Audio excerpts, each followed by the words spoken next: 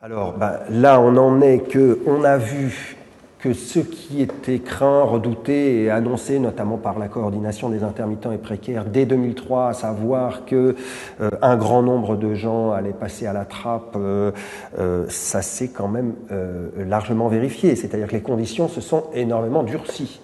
Et nous, on le voit extrêmement concrètement. Ça devient aujourd'hui très difficile de réunir une équipe 2 mois pour préparer un spectacle. Parce que les gens sont à la course au cachet dans un délai qui est beaucoup plus...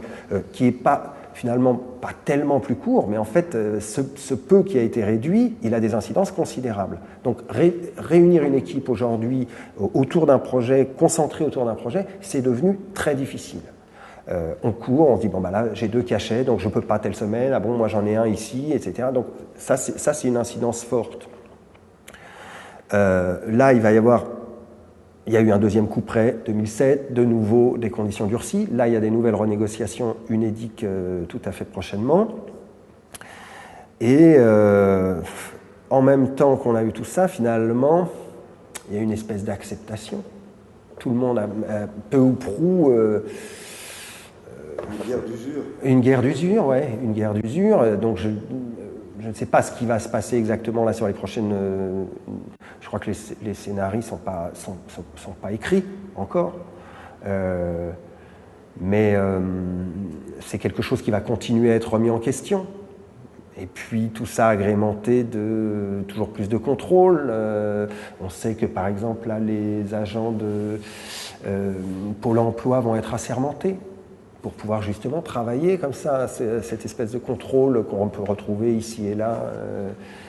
Voilà. Donc là, il y a des choses qui, progressivement et de façon pas toujours très perceptible à court terme, s'opèrent et ça fait que des choses se transforment fondamentalement. Des choses se transforment fondamentalement. On voit... et c'est très... C'est très sournois. C'est plus, par exemple, comment finalement la peur est intégrée. Et aujourd'hui, je vois beaucoup d'équipes, c'est difficile de retrouver la liberté et l'audace vraiment folle d'un geste artistique. Parce qu'à un moment, la sentence du résultat, on sait qu'elle est là, quoi. Donc à un moment, je repense à un metteur en scène dernièrement qui me disait, je me suis dit plusieurs fois en faisant ce spectacle que peut-être c'était le dernier.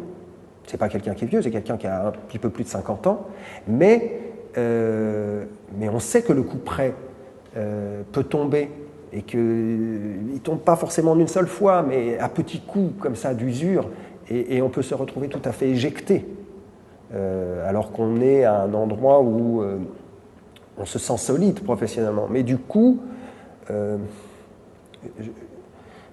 cette crainte, elle est là, et y compris dans le geste artistique, elle s'insinue.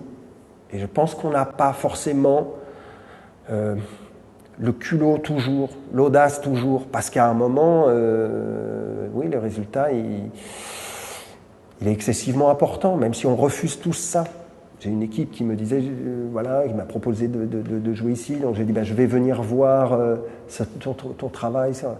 Et en même temps, il m'a dit, mais quelle relation tu me proposes, la régie? Ça veut dire qu'on va être dans cette relation du résultat, où sur la base de ce que tu vas voir ce jour-là, tu vas prendre une décision, c'est extrêmement violent. Cette sentence, cette sanction, et